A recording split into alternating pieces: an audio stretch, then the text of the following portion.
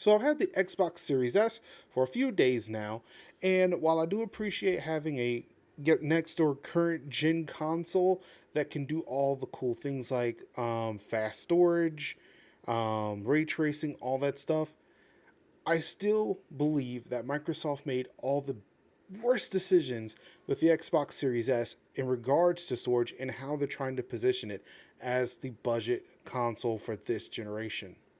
Let's get into it.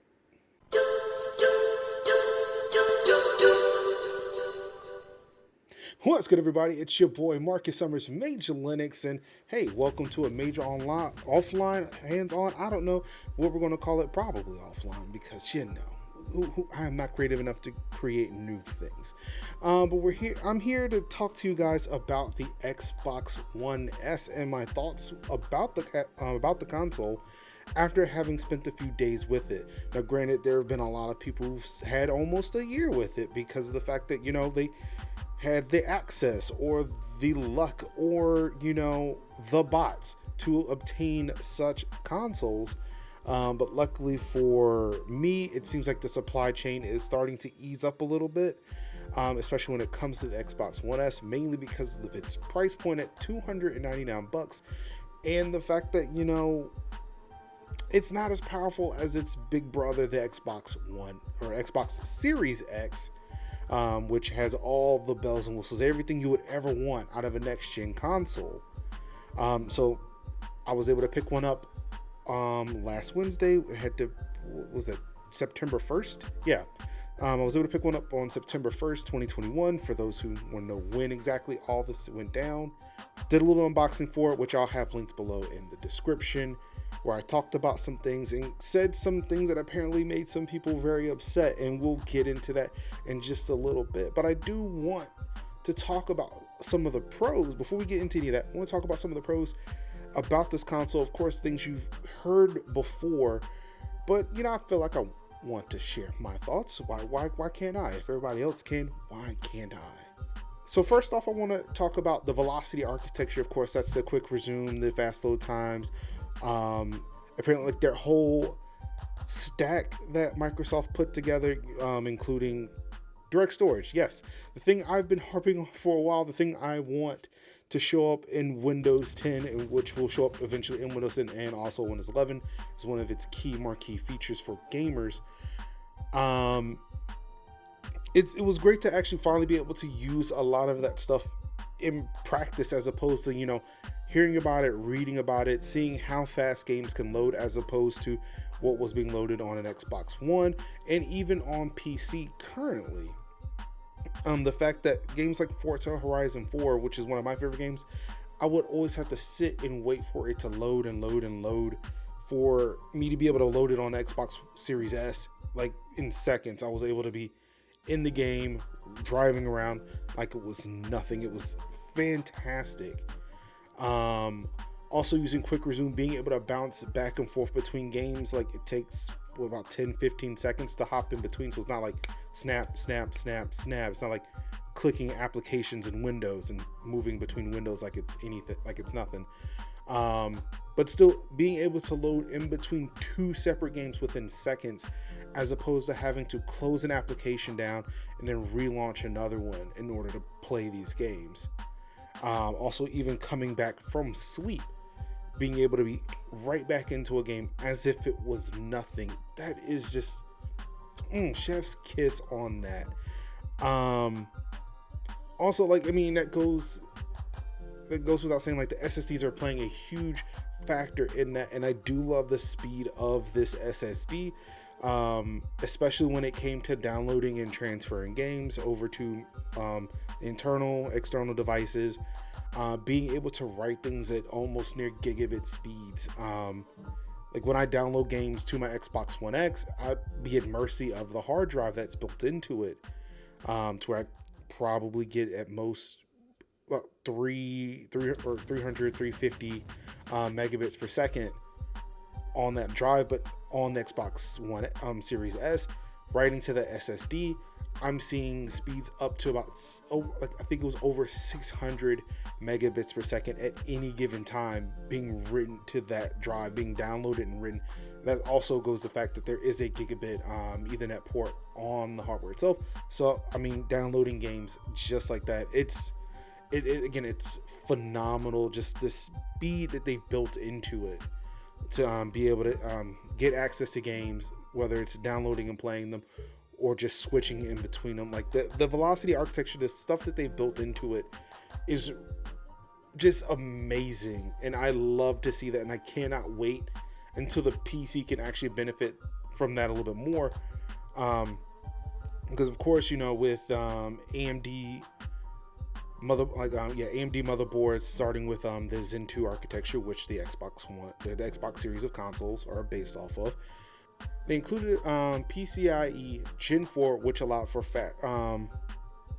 more bandwidth to be able to communicate between peripherals and the CPU, which allowed for not only, you know, better graphics cards like the RTX series of cards, but also it enabled for fast NVMe solid state storage to be able to be a thing, which we've been able to use PCI Gen 4 NVMEs in PCs for a while, which have greatly increased the speed of PCs. However, we've not really been able to see that happen within gaming because of the fact that storage will still have to go through the storage, through the CPU, then to the graphics card and do all of that.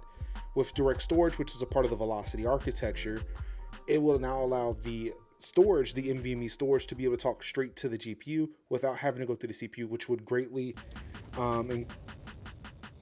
decrease the amount of load time because of the fact that the storage is talking direct to the card. It's able to load the assets right into the card, right into the VRAM of the graphics card, without having to be processed by the CPU, which again, if you can shave off time anywhere, things will be faster, especially if it's having to do it millions of times in a rate that you can't see with your naked eye.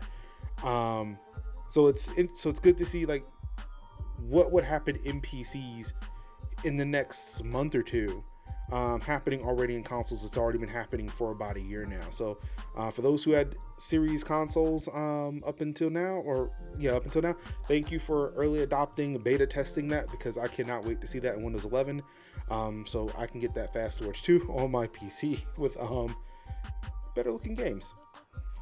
Of course, I want to give a shout out to Smart Delivery. Of course, if you do not know what Smart Delivery is, it is a service. It's kind of a service that Microsoft provides for the Xbox series of consoles, where you can buy one game and it will either have an Xbox One version or an Xbox Series X or S version, and depending on the system that you are downloading that game to, it'll just give you that version. There's no confusion as to which one you're playing. When you're on the Series S or X, you'll get the series version of that game. If you're on the One, S, or X, you will get the One version of that game. I know there's been some confusion, and I'm not sure if it's been cleared up on the Sony side with PlayStation, where you download a game and you're not sure if you're getting the PS4 or the PS5 version. You have to kind of toggle it. You got to look for the specific one. That's kind of all taken out of the equation with the Xbox Series S and X, because you just get the version that is associated with the hardware that you have. Makes it very, very simple. Just takes all the guessing work out. And again, like Smart Delivery, an amazing feature, and I'm glad that they have that for these consoles. So there's a few more stuff I want to get to, just these a little bit quickly. This console is very, very quiet. Didn't hear anything from it as I've been running it, playing games on it. It's been very quiet. Barely noticed that it's on. Easy setup with the Xbox app. Now, I'm not sure what the setup process is if you do not have a smartphone, but if you do have a smartphone, you can download the Xbox app on that phone, and it's just an easy, it matches, gets onto a small little Wi-Fi network. You can connect to it, send your credentials for your Microsoft account, gets all that set up, easy to do. And it just, honestly, I don't even think I used this controller for the setup. I was using my phone for the most part to get things done. Like I mentioned before, gigabit Ethernet, so again, things download super fast.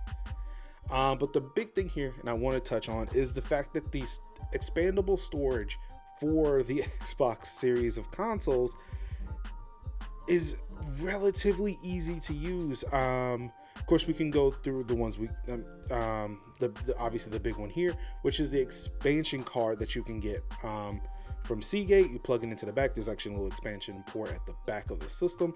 You slide that in, already ready to go. It just recognizes it within seconds, and you can install things to that drive almost immediately.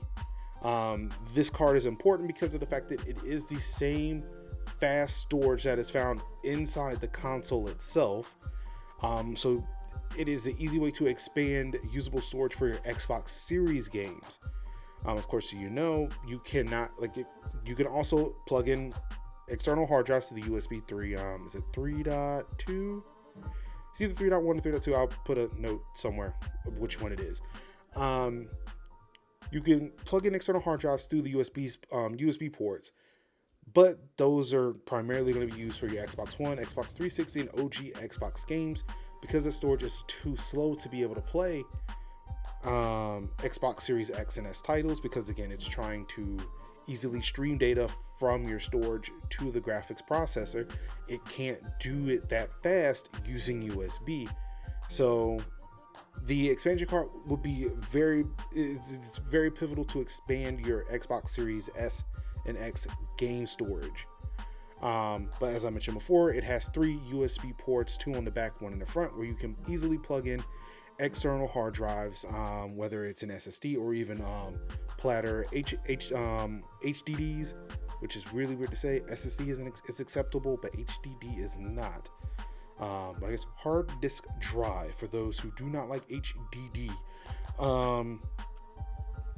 And even into those matter.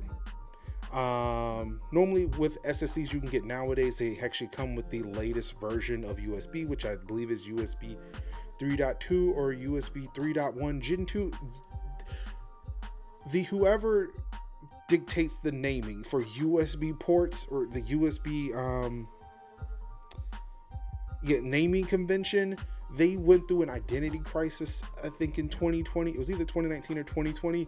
So it's either USB Gen, it's a thing, but the latest version of USB 3 is the fastest one, and normally SSD, like external SSD drives you can get today, will have the latest, actually the latest hard drives that you can get today, whether it's SSD or HDD, should have the latest USB 3 standard, which can give you near gigabit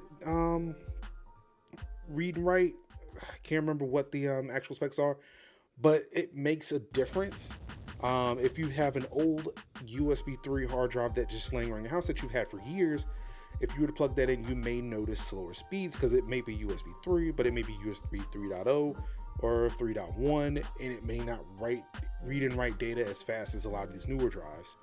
So like I picked up a whole bunch of storage over the weekend, and was testing the different speeds, and I've noticed that like an older drive that I had laying around the house was definitely slower than a newer drive that I picked up from Best Buy along with the expansion card. But, and as you know, if you've listened to Tech Talk Thursdays, of course, majors.house/TTT, anchor.fm/Tech Talk Thursdays, you know that I'm a big fan of storage, and that's where it's one of the key components of where my issues actually lie with Xbox Series S. If you've listened to the podcast before, especially when the specs of these new consoles came out, like I kind of made a tier list on that site as to which one was the best and which one was the worst. Of course, with me saying Xbox Series X of all the consoles was the best one, in my opinion, because of what Microsoft offers with the Xbox platform, whether it's Game Pass, xCloud, which is now a part of Game Pass, the smart delivery stuff, the Velocity Art, all that stuff. It was the best package overall. Then of course it's a PlayStation, but again, like for me, and again, it's also a very personal opinion, because the fact that I don't have much to play on PlayStation, it kind of took second place for me. But because of the fact that it still had similar specs to what the Xbox had, like there wasn't much of it wasn't much of a difference. It's just that I would take Xbox over PlayStation because of the games that I play. And of course, the discless PlayStation was number 3 for me. So it was like Xbox Series X, disc-based PlayStation 5, discless PlayStation 5, and at the bottom, and it's almost like I wish there were more consoles to stick in between the discless PS5 and the Xbox Series S, because I still believe to this day, even after having spent some time with the system, the Xbox Series S is the worst a bunch of decisions that Microsoft has ever done for this console, and it makes it even worse when it's being paired with people saying like this is the best budget system, because it's not, okay, I'll roll that back. It could be. For me personally, and the things that I'm doing here at my house, it is an amazing budget console. Again, if you go back to episodes of Tech Talk Thursday and private conversations I have with Kev, one of the co-hosts, it is an amazing Game Pass machine, and I will stand by him. He is absolutely right. If you are looking for a system that will just play Game Pass games, that is fantastic. But that comes with a list of caveats that you would have to know up front in order to make a conscious, smart decision on why you would buy the Xbox Series S. Mainly because of the fact that the system does have 512 gigabytes of storage. Now, I say that, but again, it should come with a little asterisk, and I wish they would put this on the box, but you know that they will not. They will say technically there is 512 gigabytes of storage in it. There is a 512 gigabyte in Gen 4 NVMe or PCIe Gen 4 NVMe in that system. Yes, another thing that's really good, and one thing I would like to see Microsoft do, is allow me to upgrade the NVMe drive that's in the system. Like, it's an actual thing. I can pull up videos. You can see it. You can pull up videos. There's an NVMe drive in there. You can pull out. You can probably replace, but you can't because you need the OS software that would normally sit on it. Which brings me to my point here. Of the 512 gigabytes of storage that it is advertised on this system, only 364, if I'm not mistaken, and I'll probably have a video or a picture somewhere, only 364 gigabytes of that storage is user addressable. You've lost almost 150 terabytes. I mean, I wish it was 150 terabytes. 150 gigabytes worth of storage. For what? Now, again, understanding that when you plug in any drive, you lose a little bit of storage. But I have several 500 gigabyte SSDs in my computer, and I do not lose 150 gigabytes at all. And again, I understand the OS part of it too, but even then too, when I had an OS installed on one of those 500 gigabyte drives, it would tell me, hey, Windows took about this much of 460 gigs, or like 460 or 465, I've got to look at what that number was, of storage on Windows. I knew I did not have access to it, but also I knew how much of it was being taken by the OS once it was installed. That's not pointed out to you in any form or fashion when you look at the Xbox, when you look at the Xbox Series as storage. It just says that you have 364 gigabytes of storage. That's how much you have to install. Now, if you have, again, don't mind this, I'm not part of Team Activision Blizzard anymore. I still have yet to replace this, but there are people who still are, there are people who are still playing Call of Duty, I'm not sure where Black Ops stands, but I know Modern Warfare was the biggest console game that's come out so far. That title was held by Red Dead Redemption 2 when it came out, I think in 2018, I want to say. But yeah, Red Dead Redemption 2 was the biggest up until Call of Duty Modern Warfare came out. You cannot fit those two games on an Xbox Series S. when you buy it. You can't. And again, remember when I said smart delivery, and when you download games for this system, it will give you the series version and not the one version. If you were to go out and buy cheap storage to be able to store your games, you could not, like, you can offload those games. You can offload one of those games to the hard drive, but you won't be able to play it because of the fact that the storage is not fast enough to play it. You'd have to pick and choose, and you'd have to offload and upload. You have to offload and upload a different one, or offload, onload. I don't know. You'd have to switch them out in order to play it. Halo Master Chief Collection is something that you cannot pair with a Call of Duty. I think Fortnite also runs into this issue if you were to, like, pair it with Call of Duty. Like, essentially, if Activision had any wherewithal, now granted they're in bed with Sony now, but before, when they were huge, they were definitely in bed with Microsoft. They'd be smart at this point to say, you know what, we're going to sell an exclusive Call of Duty Xbox Series S that just has Call of Duty on it. It does not do anything else other than Call of Duty. Nothing else. And that's one of the huge problems I have with it. The 364 gigabytes of usable storage on what is advertised as 512 is laughably bad, given the fact that even then 512 gigabytes is laughably bad for a system that does not have a disk drive.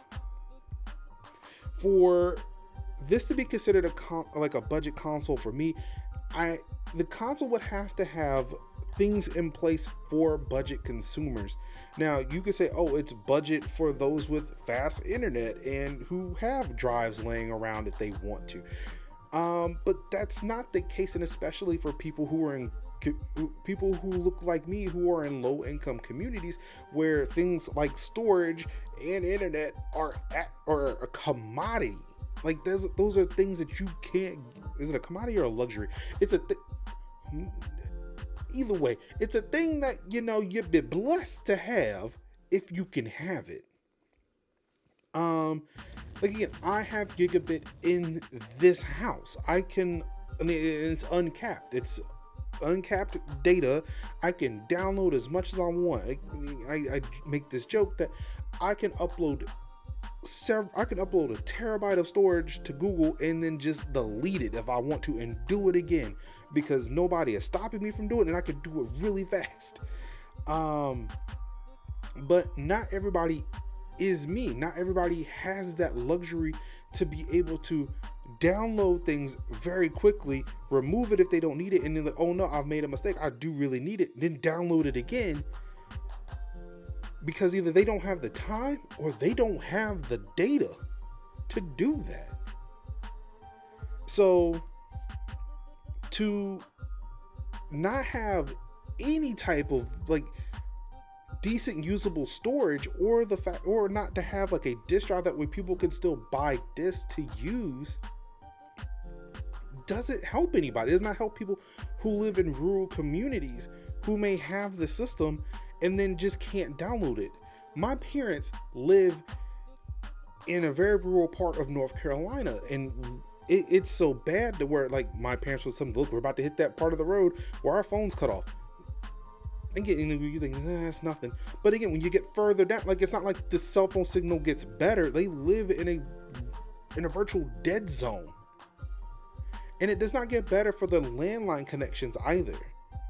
Like, they have access to DSL and satellite internet, which can be spotty. They do not have access to cable internet, or just cable at all. Like, there's nothing there for them. Like, they have 6 megabits per second down. It's enough to where, like, if they wanted to play an online game, sure, but again, like, this console would do nothing for them because they would not be able to download anything at any point in time. They wouldn't be, like, if they if they wanted to switch games, they'd have to delete one and then have to download, and then they'd be there for like another 2 days trying to download the same game, let alone the fact that if somebody tried to download it, it clogs up the entire network for the rest of the family. That's a reality that people live in nowadays. And it seems like it's at a place of privilege when people, and again, I've had people come in my mentions like, why would you say this is a bad decision? Well, because of this, there are people who do not have access to the internet, fast enough internet, and unlimited amounts of it to be able to do things like this. There are people who do not have the money to spend $220 on additional storage. Now, that's not an indictment on the price of the storage, because again, look up a terabyte of Gen 4 NVMe storage on Newegg, and you will see that they cost about $220. The people who are putting 1 terabyte NVMe's into their PS5s are paying that much. I paid that much for my WD Black for my PC.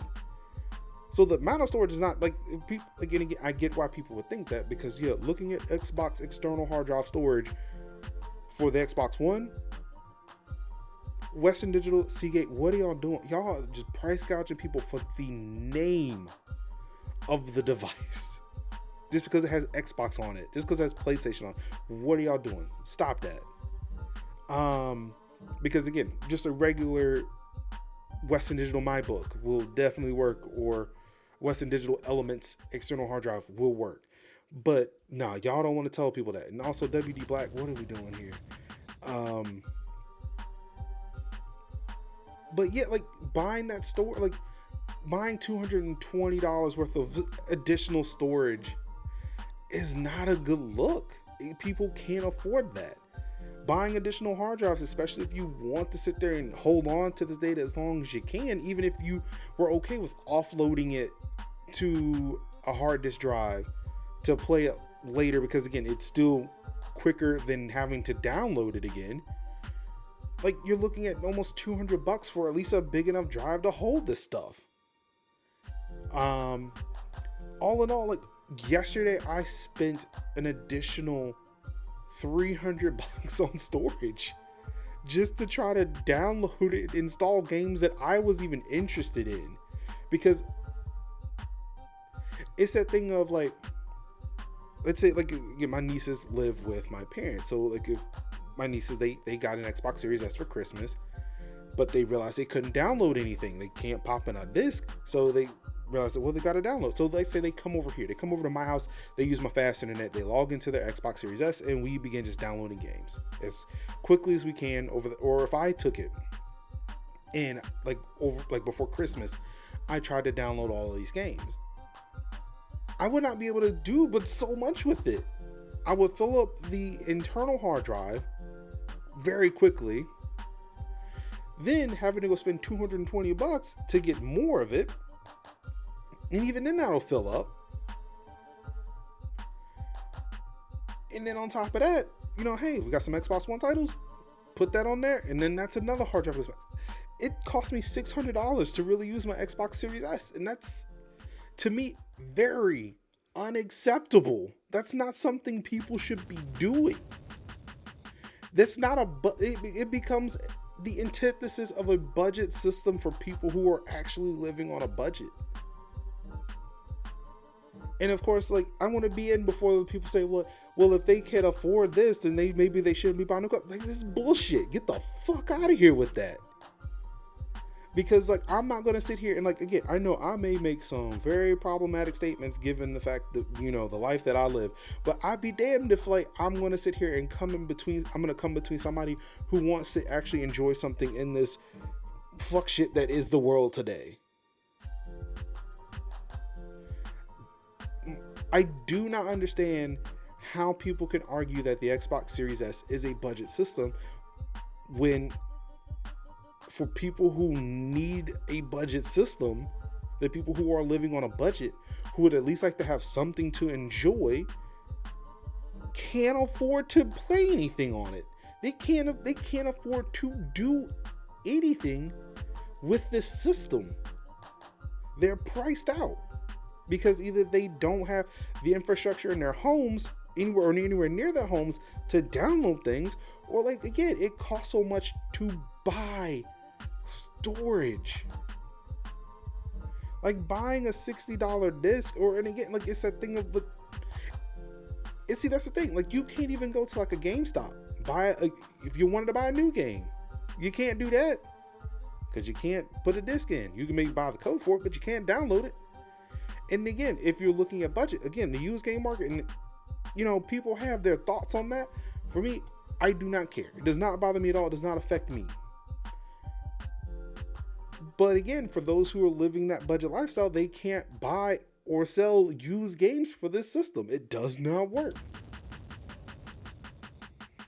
So again, it's really weird. It really gets to me when people say that this is a budget system, when it's not. It's not. It costs so much more to use the Xbox Series S than it would an Xbox Series X.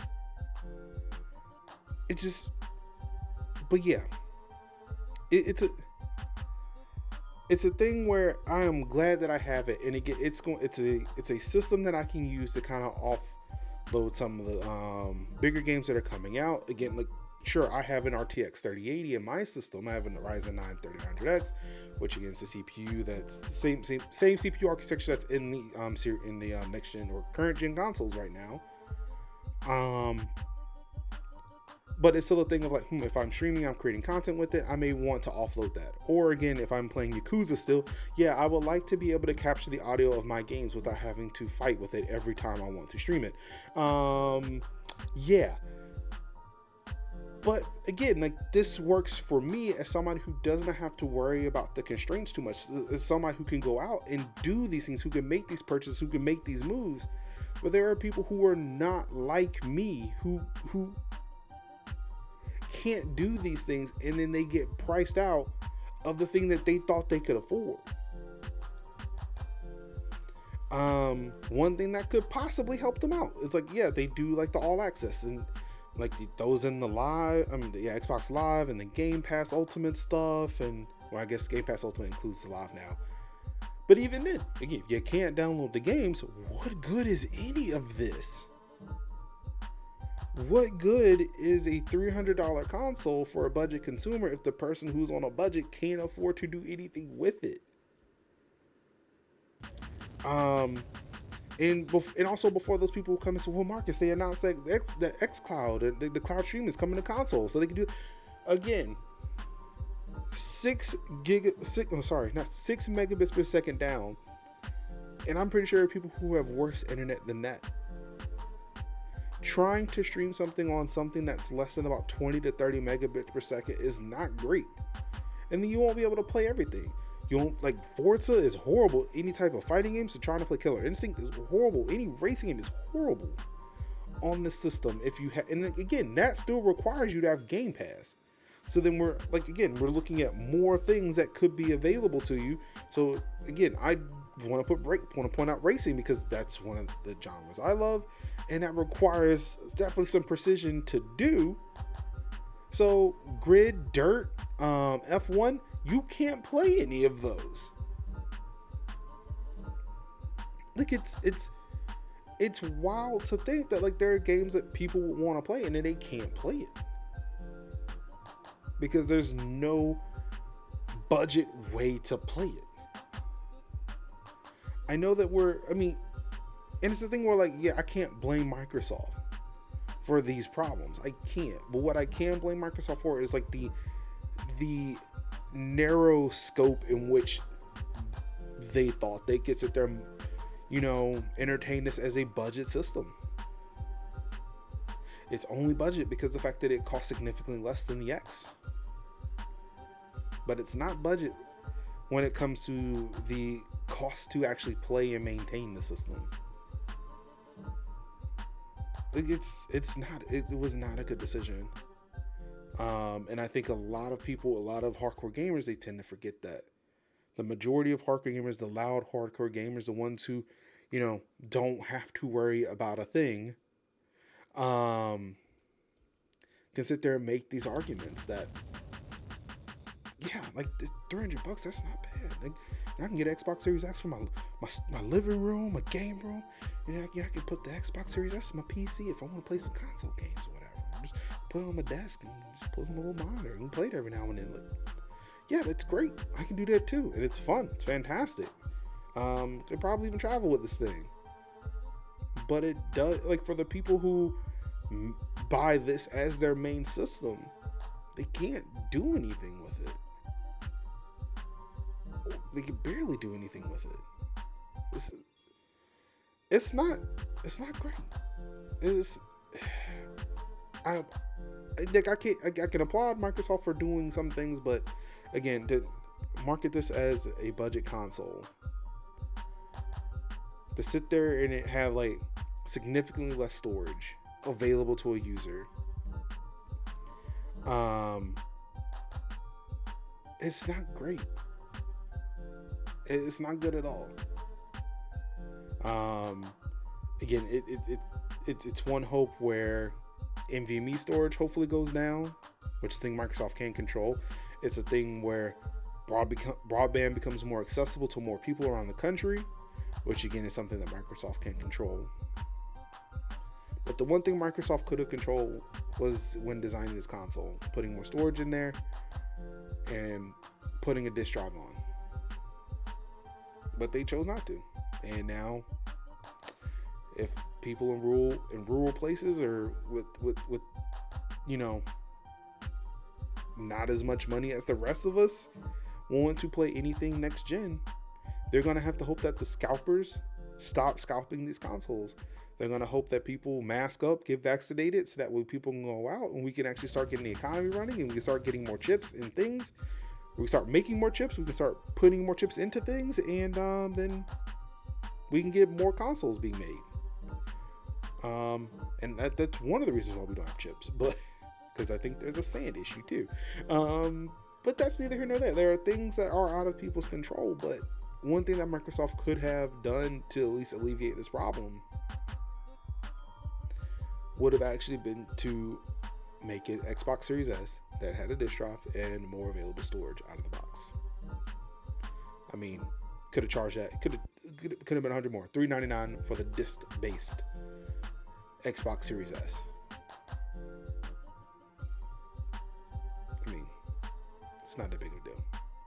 But that's it for me. Those are my thoughts on the Xbox Series S. Of course, we're going to see more stuff coming out of that. I'm getting it implemented, set up into the system.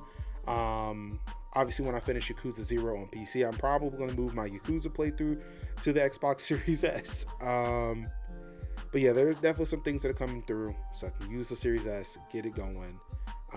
So stay tuned for all of that. Of course, you can keep it locked here for any videos that I post up. Again, check out the Xbox One, the Xbox Series S unboxing. That's again, have that link down below. Of course, like, comment, subscribe. I guess hit the bell if I put things up. But again, there's more likely it's going to be either an episode of Tech Talk Thursdays, which again, I do recommend you subscribe to the channel to get the video versions of those, or go to majors.house/TTT to subscribe to the podcast. Of course, you can go to a multitude of podcast services or podcatchers of your choice. We're probably there. If not, get the RSS feed, plug it in to your favorite podcatcher, and enjoy the show. But that's it for me. Again, I've been Marcus Major Linux Summers. Again, this has been a Major Offline or Major Soapbox. I don't know. I have to have like a ranty Major Rant. There's Major Rants, I think. But probably Major Offline. This is probably Major Offline. For the Xbox Series S hands-on. Again, check your local stores. I picked mine up at Best Buy. They had a few in stock at the time. I think Target at the time had some in stock, but again, it will vary depending on location. But definitely check it. These tend to be in stock more often than the X's. So if you're looking to get next gen right now, and you don't mind any of these caveats that I've laid out, definitely pick it up. I mean, outside of the storage thing, I've been enjoying it. I've really been enjoying the system. Yep, that's it for me this evening. Thank you all so much. And of course, all I've got left to say to you wonderful people is I love you and peace.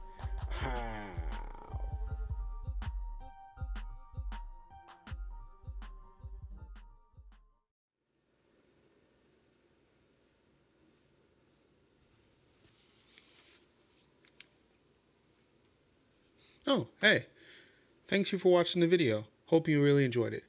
Of course, really help me out if you like, comment, and subscribe, and click the little bell icon so that you can get notified of many more videos that appear on this channel. Thank you. Peace out.